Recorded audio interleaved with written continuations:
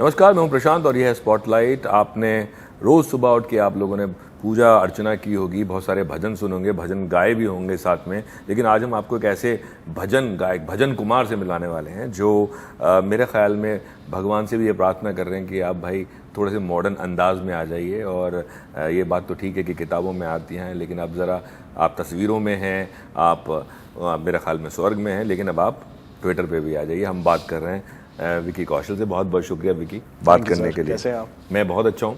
पहले तो मैं यही, जब ये हमें इनविटेशन आया था इसका द ग्रेट इंडियन फैमिली के जो जब वो हो रहा था ट्रेलर लॉन्च, तो मैं थोड़ा कंफ्यूज हो गया। मुझे लगा कि शायद कोई ना एक सिंगर आने वाला है जो उसी तरह से उसको प्रोजेक्ट भी किया गया था। हाँ, कि एक सिंगर आने वाला है जो भजन कुमार के नाम से, और वो भजन गाएगा, क्योंकि पीछे से कुछ दिखाया भी नहीं गया, तो सीधे बैक था बस और शॉल एक ओढ़े हुआ था। तो पहले तो मैं आपसे यही पूछूंगा कि कैरेक्टर इंटरेस्टिंग है जी, गाना भी जो है वो अच्छा तो है ही है और अपने आप में उसमें एक पन है। तो आपको कौन सी ऐसी चीज़ थी जिसको लेके आपको लगा कि नहीं यार ये मुझे करना चाहिए, जबकि आप लाइट हार्टेड मूवीज जो हैं पिछले बैक टू बैक 2 कर चुके हैं पीछे? जी। मुझे एक्चुअली प्रशांत सर, जब मैंने ये स्क्रिप्ट सुनी थी पहली बार, मुझे सबसे पहले ये एहसास हुआ था कि यार ये पिक्चर ना मुझे अपने मम्मी डैडी को साथ लेकर जाके देखनी है। और वो मुझे फीलिंग बड़ी स्ट्रांगली लगी थी और मुझे वो बहुत पसंद आया था कि यार if I get to do a film जो लोग अपनी फैमिली के साथ जा सकें, उनके माता पिता के साथ बैठ के देख सकें, दैट विल बी नाइस। जो मैंने अपने करियर में थोड़ी कम ही की हैं, बहुत गंभीर फिल्में की हैं, तो मुझे लगा ये एक अच्छा चेंज होगा। और जैसे आपने कहा भजन कुमार, ये थोड़ा इंटरेस्टिंग सा कैरेक्टर था। बचपन से ही मम्मी के साथ बहुत जगराते देखे हैं, जागरण देखे हैं, और वो मुझे हमेशा ही बहुत इंटरेस्टिंग लगते हैं जो जागरण करवाते हैं। आई थिंक उनमें एक अजीब सा एक करिश्मा होता है जो एक ऑडियंस को बिल्कुल पकड़ के रखता है। तो when I got to play that तो मुझे बड़ा अच्छा लगा। And plus Vijay Krishna Acharya ji director हैं इसके। तो जब मुझे पता लगा कि अच्छा यार ये तो कानपुर से ही हैं, दिल्ली में थिएटर बैकग्राउंड था और तो ये सब, तो मैंने कहा दिस फिल्म इज मतलब शायद ही इनकी सबसे ऑनेस्ट और पर्सनल फिल्म है। तो सारी चीज़ें अपने आप ही सही जगह पे सही बॉक्स टिक हो रहे थे। तो मैंने कहा ये मज़ा आएगा, मस्ती होगी इसमें। और जो एंसेंबल कास्ट था वो भी मुझे लगा कि इनसे बहुत कुछ सीखने को भी मिलेगा। और पारिवारिक फिल्म है, लाइट हार्टेड फिल्म है, गाने हैं, कॉमेडी है, नोक झोंक है, सब कुछ है। तो मुझे लगा it will be a nice fun film to do. आपने जैसे कहा विजय कृष्णा आचार्य तो कानपुर से ही हैं, आपको भी शायद थोड़ा सा झटका लगा।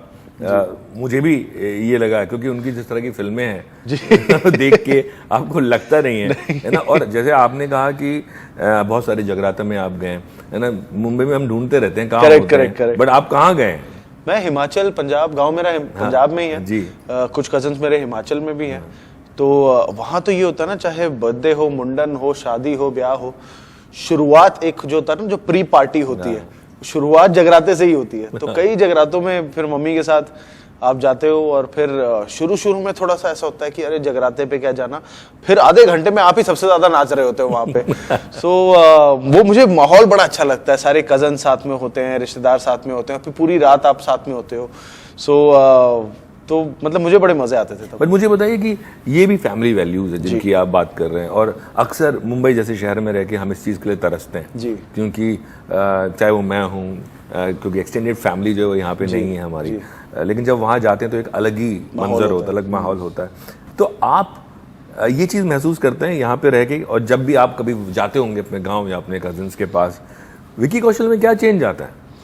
मैं एक्चुअली सर, मैं मुंबई का पला बड़ा लड़का हूँ जी, पर वो पापा मम्मी पंजाब से हैं, तो उन्होंने वो रूट्स मुंबई तक ले आए हैं वो। तो हर गर्मियों की छुट्टियों में हम गांव जाते थे, महीना 1.5 महीना काट के आते थे। और आज तक मैं 35 साल का हो गया हूँ, ऐसा एक साल नहीं गया होगा जहाँ पे मेरा कम से कम एक चक्कर एक साल में एक बार तो गांव ना लगा हो। बट अभी भी हो जाता है ऐसा? हमेशा ही होता है मेरा। अगर दिल्ली की तरफ कभी शूट निकले या पंजाब में निकले तो फिर तो है ही है। दिल्ली की तरफ भी होता है तो वो कोशिश होती ही है कि एक पंजाब का रूट पकड़ के मिलकर फिर आप आ जाओ। अब ये नहीं हो पाता कि जैसे गर्मियों की छुट्टियों में बचपन में पूरा परिवार साथ में जाता था, अब वो नहीं होता, सबके टाइमिंग बड़े अलग हो गए हैं। तो कई बार होता है कि मेरा अकेले का ट्रिप बन गया। जैसे सरदार उधम की शूट पंजाब में हो रही थी, तो जब भी एक दिन छुट्टी मिलती थी तो फिर एक गांव का चक्कर मारा है, 2 घंटे ही दूर है, तो आज तक वो होता है कि वो गांव हमने कभी छोड़ा नहीं, वो अभी भी सारे रिश्तेदार हों या यू नो गांव, हालांकि गांव बदल गए हैं, गांव रहे नहीं, शहर जैसे हो गए हैं, तो वो अभी वो फर्क जो बचपन में पता लगता था कि एक फर्क है, वो अब फर्क पता नहीं लगता, बट स्टिल वो लोग और फिर वो जो बचपन के दोस्त हैं वो सब बड़े हो गए हैं, तो फील तो अभी भी वही आती है, पर अच्छा लगता है, फील आती है। बट अब जब आप जाते हैं, जैसे आपने कहा गांव में बचपन के दोस्त होते हैं, वो बचपन के दोस्त जब आपको मिलते हैं तो अब एक थोड़ा सा उनके अंदर एक हिचकिचाहट होती है कि अब विकी कौशल जो है वो स्टार हो गया है बड़ा। नहीं, हिचकिचाहट कहाँ, अब तो हक से बोलते हैं, खड़े हो जा, बैठ जाए, यहाँ फोटो खींचनी है। अच्छा। तो वहाँ तो वो मुझे वो छोटे शहरों के ने वो बात मुझे बहुत प्यारी लगती है, और वो कहीं ना कहीं इस फिल्म में भी हमने पिरोई है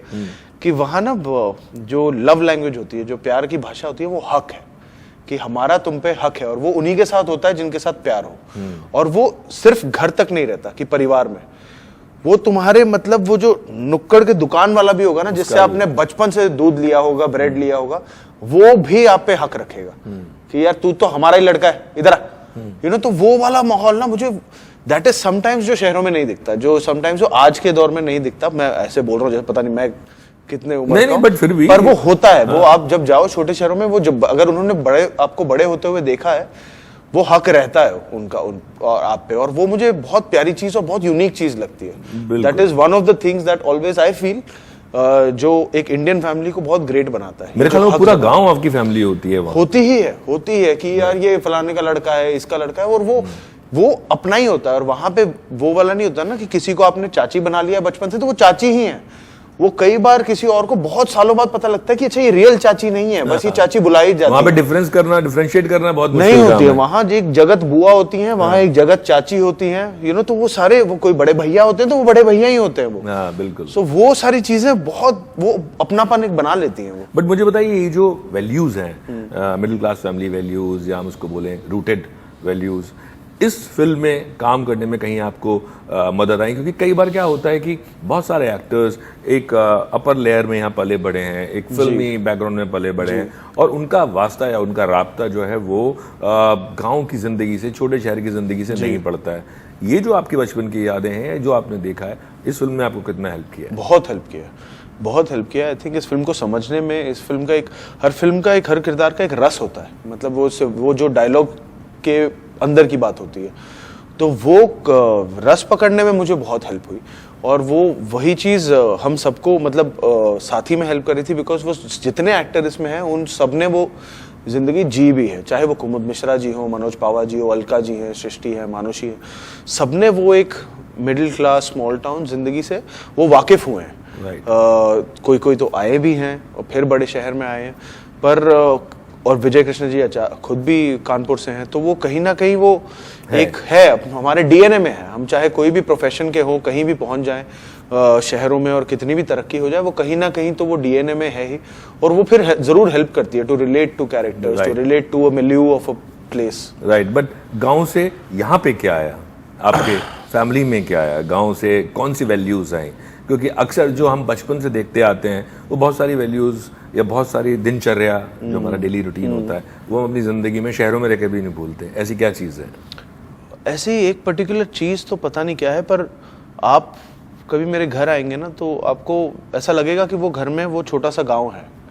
वो अभी भी चाहे वो, और वो होता तो आपके माँ बाप से ही है कि जो उन्होंने जैसे एक परिवार बनाया हो, घर बनाया हो, उसी में पता लगता है। जैसे आप घर आएंगे, जो हमारा खाना हो, मैं घर पे पंजाबी में बोलता हूँ, हिंदी हम बोलते नहीं है, क्योंकि हिंदी में मैं और सनी बात करते हैं, क्योंकि हम वो नेक्स्ट जनरेशन अब हैं। स्कूल में हिंदी या इंग्लिश चलती थी, तो हिंदी इंग्लिश में हम बात करते हैं, पर जब भी मम्मी से या पापा से बात होती है, वो अपने आप अंदर से ही पंजाबी निकलती है। तो कटरीना के साथ हिंदी इंग्लिश में बात होती है, बाकी थोड़ी एक दो शब्द पंजाबी की वो पकड़ लेती हैं, बोल भी देती हैं, बट हाँ, पर अदरवाइज इट्स वेरी, मेरे ख्याल से चाहे भाषा हो, चाहे खाना हो, चाहे सिर्फ एक रहना सहना हो, it is very simple, it's very ordinary like everybody else. Worshipping आपकी जिंदगी में कितना अहमियत रखती है? आप सुबह उठ के पूजा पाठ जैसे लोग करते हैं जनरली, है आपके रूटीन में? हाँ है, रूटीन में है। मैं हनुमान चालीसा 2 बार पढ़ लेता हूँ दिन में।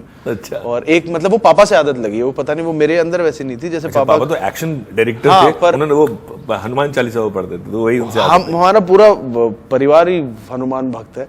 और मतलब त्योहार सारे ही मनाते हैं, और चाहे वो गणपति हो चाहे सब कुछ हो, पर एक जैसे हमारा जैसे पापा की आदत थी जो मुझे लग गई कि जैसे नहाने के बाद ना वो एक अगरबत्ती पूरे घर में एक लगाते हैं, और तो वो मुझे आदत लग गई बचपन से। तो आज भी वो नहाने के बाद एक अपने आप वो अगरबत्ती कर लो, मंदिर में एक अगरबत्ती जला लो, तो वो वाली आदत है। फिर हाँ बाकी तो जैसे दिवाली हो चाहे कुछ भी हो तो एक आरती पढ़ी जाती है और वो पूजा होती ही है। बट आप इतने मतलब फिल्म इंडस्ट्री में, और हम इस इंडस्ट्री को एकदम सोचते हैं कि बहुत ही मॉडर्न इंडस्ट्री है, और जो गांव के लोग हैं या छोटे शहर के लोग हैं वो सोचते हैं कि शायद ये बहुत सारी चीज़ें इन एक्टर्स को पता भी नहीं होंगी, जो गांव के लोग जो ऐसी कहूँगा मैं वर्ड्स भी कह लूँगा या रिचुअल्स होते हैं, उनको लगता है कि इनको शायद पता भी नहीं होगा। आपको क्या लगता है कि बड़े शहर में रह के हम क्या चीज़ भूलते जा रहे हैं फैमिली वैल्यूज़ की? जब हम जैसे ग्रेट इंडियन फैमिली की हम बात कर रहे हैं, बहुत सारी चीज़ें हैं, जब आप न्यूक्लियर फैमिली हो जाती है मुंबई जैसे शहर में जहाँ मकान इतने बड़े रह नहीं पाते हैं, अगर कोई गांव से आता भी 2 दिन से ज़्यादा रुक नहीं पाता, आपको लगता है इस माहौल में हम क्या एक ऐसी चीज़ है जो पीछे छोड़ते जा रहे हैं या हमारी ज़िंदगियों से निकलती जा रही है? आई थिंक कनेक्शन और कम्युनिकेशन।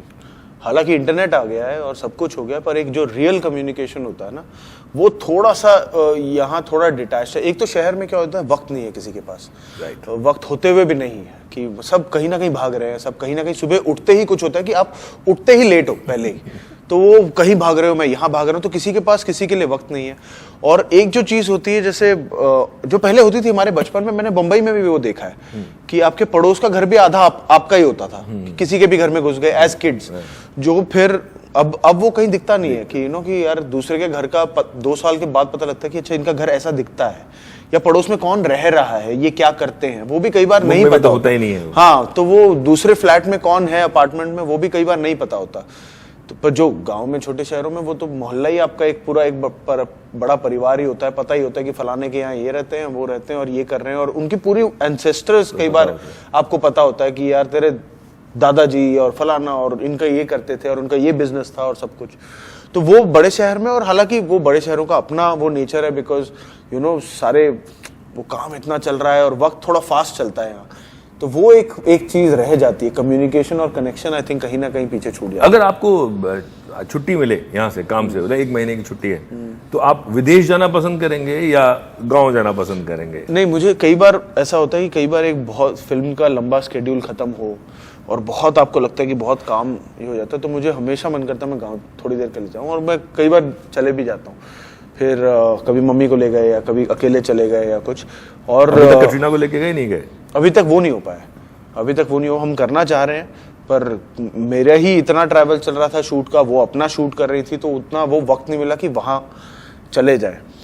और कटरीना के साथ ये भी हो जाता है ना कि हम तो गुप्त तरीके से पहुंच जाएंगे और ये वो वहाँ तो माहौल बदल जाएगा और वहाँ पूरी तैयारी के साथ जाना पड़ेगा ना। और क्योंकि वो जाएंगे भी तो वो पहली बार होंगी, तो सबको मिलना भी होगा सब कुछ। मैं आया हूँ तो मैं तो बचपन से आता रहा हूँ, तो इतना तहलका नहीं मचता कि चल ठीक है विक्की आया हुआ है, राइट।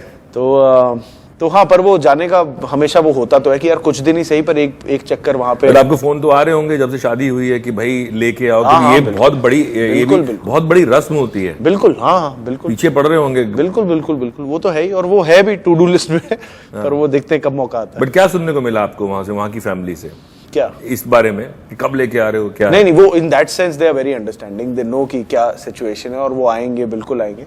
बट अदरवाइज मतलब देयर इज नो वैसा कॉम्प्लिकेशन वाला माहौल नहीं है, बट दे नो। बट हाँ, वो बोलते भी है लेके जरूर आना, लेके जरूर आना, we are all very excited. So मैं आज सुबह जब पढ़ रहा था आपके बारे में, तो मैंने देखा आज क्या खबरें हैं मेन, तो 2 खबरें बड़ी मेन थी। एक तो ये कि आपकी शादी का जो मेन्यू था वो कटरीना ने डिसाइड किया, और दूसरा कि गुड न्यूज के लिए कोई प्रेशर नहीं है। हाँ। तीसरी न्यूज क्या हो सकती है जो लोगों को नहीं पता है?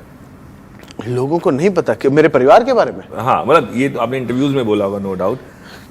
तीसरी न्यूज ये है कि वो बड़े एक्साइटेड है खुद 22 सितंबर के लिए कि फिल्म आ रही है, हमें देखनी है ये फिल्म ग्रेट इंडियन फैमिली। उन्होंने भी नहीं देखी है तो वो भी बड़े एक्साइटेड है। वो एक्चुअली जेन्युइनली पूछते रहते हैं कि कब है स्क्रीनिंग, कब रख रहे हो, कब है स्क्रीनिंग। तो मैं कहा मैं बताता हूँ, अभी होगी हफ्ते भर में। तो ये है न्यूज, ये है गुड न्यूज, ये है गुड न्यूज जी। अच्छा, मुझे ये बताइए कि ये जो मैं अभी आपसे पूछ रहा था, 3 लाइट हार्टेड फिल्म आपने की जी। ऊधम सिंह के बाद कुछ ऐसा हो गया था कि यार थोड़ा लाइटर फिल्म्स करनी चाहिए, या खुद आपको इस तरह के कैरेक्टर्स में ज्यादा मजा आ रहा है?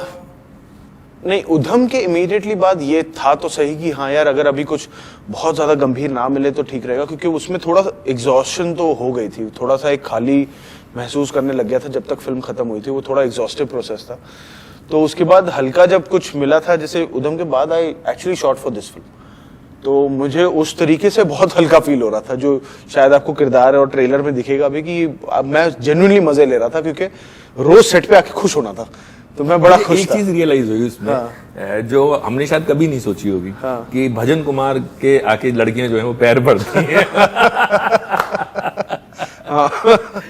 ये बहुत इंटरेस्टिंग। मैं विक्टर सर को कह रहा था, मैंने कहा ये आपने बहुत डिटेल में पकड़ा है वो कि ना ये वाला स्वर कि हाँ यार ये भी प्रॉब्लम हो सकती है। हालांकि of course the intentions are always pure and he is never regretting being Bhajan Kumar, right, but he is an innocent character. ये बहुत प्यारा इनोसेंट और आज के जमाने का प्रैक्टिकल लड़का है, लौंडा है, जो मतलब सारी चीजें हैं। तो हाँ, वो एक कॉमिक प्यारा सा नोट है। पर मुझे बताइए, सेट पे आपने कहा छोटे शहर में खाने पीने की बड़ी अच्छी चीजें होती हैं, क्या यादें आपकी शूटिंग के दौरान? अरे बाप रे, मुझे कोई पूछता है ना क्या आप कैसे कैरेक्टर में घुसे और क्या तैयारी की है, वो मैं यही बोलता रहता हूँ। हमारा सारा जो वर्कशॉप था ना वो खाने के इर्द गिर्द था। और सब ये जितने एक्टर्स इस फिल्म में है ना, सारे सर चटोरे हैं पूरे। मनोज जी, कुमुद जी, अलका जी, मानुषी, सृष्टि, एवरीबॉडी। हमें मौका मिल जाए कि कब एंगल कैमरा लगने में आधा घंटा लगेगा, हम अपने समोसे, चाय वगैरह कॉर्नर बना लेते थे। अब हमारी गपशपें नहीं खत्म होती थी, वहीं सारी केमिस्ट्री, वहीं सारी बॉन्डिंग, और उसी का एक्सटेंशन वो सीन में दिखता था। तो हमने एक्चुअली बहुत मतलब मस्ती की है और बहुत गप्पे लड़ाए हैं। और मुझे इतना मजा आता था इनके साथ, क्योंकि इनके सारे वो एनएसडी की कहानियां और थिएटर की कहानियां, जब इनके जो स्ट्रगल थे, जो इनका जो सिनेमा का दौर था वो बिल्कुल अलग था। जैसे क्योंकि जब वो बोलते थे कि तब तो यार ये सब मॉनिटर होता नहीं था, ये नहीं होता था, फलाना, हमारे जमाने में वैन ही नहीं होते थे, हमें तो आदत है सेट पे रिलैक्स करने की और सेट पे बैठने की, तो हम भी सेट पे ही रिलैक्स करते थे, बैठते थे, गप्पे मारते थे। और कभी ये भी होता था कि बहुत समय ना कोई ये अपने घर से ये खाना ले आया, कोई अपने घर से ये खाना ले आया, मेरे घर पे लोहड़ी में वो गन्ने के रस की खीर बन गई, फलाना ये ले आया, और फिर सब साथ में वो पॉटलक सा हो जाता था कि चलो यार आज का लंच ये हो गया। So every day that excitement used to be there. Right. आखिरी चीज मैं आपसे पूछूंगा, बहुत अच्छा दौर इंडस्ट्री के लिए रहा है ना? कौन कौन सी फिल्में आपने देखी और आपने कहाँ सीटें तालियां बजाई हैं? मैंने एक्चुअली, मैं सच बताऊं, इनमें से एक फिल्म आपकी भी है, जरा हट के जरा बच के। अनफॉर्चुनेटली मैंने अभी तक सिर्फ वही फिल्म देखी है। और मैं मौका ढूंढ रहा हूँ, मुझे जवान देखनी है, कि मुझे जवान देखने का मौका मिल जाए, पर मुझे कहाँ गए ये टीम वाले, मौका दे नहीं रहे हैं। पर खैर फिल्म आ रही है हफ्ते भर में, तो प्रमोशन भी जरूरी है। पर मैं जवान देखना चाहता हूँ, क्योंकि मेरी जो सबसे जो बिल्कुल ऑडियंस वाली क्रिटिक है ना, वो मेरी माँ है।